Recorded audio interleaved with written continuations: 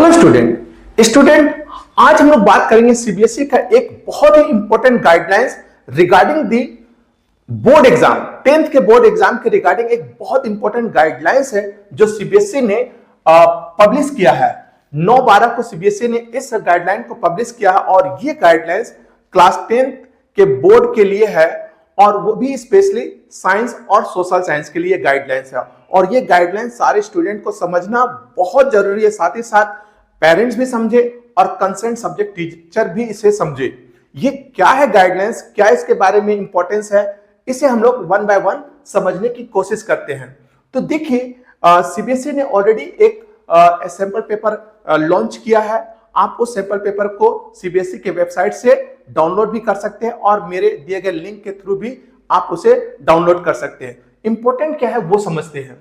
Important है कि जैसे स्पेशली साइंस और सोशल साइंस की बात करें तो साइंस को 3 सेगमेंट में डिवाइड किया गया है, बायोलॉजी, केमिस्ट्री और फिजिक्स में। उसी तरह से सोशल साइंस को 4 सेगमेंट में 4 सेक्शन में डिवाइड किया गया है, history, geography, political science and economics. तो सीबीएसई ने जो अपना गाइडलाइंस तैयार किया है वो ये कहता है कि जो हमारे साइंस के पेपर है जो 3 सेक्शन में डिवाइडेड है, ए बी सी, और सोशल साइंस जो 4 सेक्शंस में डिवाइड है, ए बी सी डी में।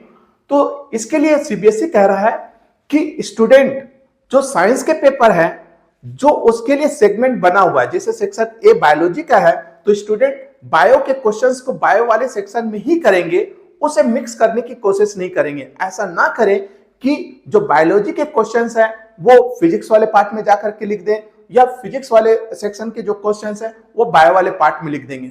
ऐसा इंटरमिक्सिंग करने पर मार्क्स नहीं दिए जाएंगे। ये सीबीएसई का क्लियर कट गाइडलाइंस है। उसी तरह से सोशल साइंस में जो 4 सेक्शन है उन सेक्शन में जो स्पेसिफाइड सेक्शन है उसी सेक्शन में स्टूडेंट को आंसर करने हैं। ऐसा नहीं हो कि ज्योग्राफी के क्वेश्चंस को पॉलिटिकल साइंस में और पॉलिटिकल साइंस के क्वेश्चंस को इकोनॉमिक्स में हम लोग मर्ज कर रहे, ऐसा नहीं करेंगे।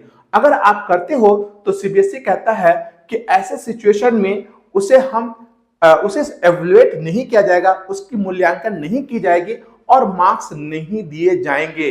और अगर कोई स्टूडेंट सपोज करो कि ऐसा मिक्स करके क्वेश्चन लिखते हैं और उसकी एवल्यूएशन नहीं होती है, उसके मार्क्स नहीं दिए जाते हैं, और अगर स्टूडेंट ने, देखिए ध्यान से, बहुत इंपॉर्टेंट बात कह रहा है, अगर स्टूडेंट ने इसके लिए रीएवल्यूएशन कराया है ना, तो ऐसे सिचुएशन में आप रीएवल्यूएशन के ड्यूरेशन में इस तरह के जो पॉइंट है उसको एड्रेस नहीं किए जाएंगे। यानी कि अगर आपने इस तरह के मिस्टेक किए हैं तो सीबीएसई इसको इंटरटेन नहीं करेगा, आपकी बात को नहीं सुनेगा।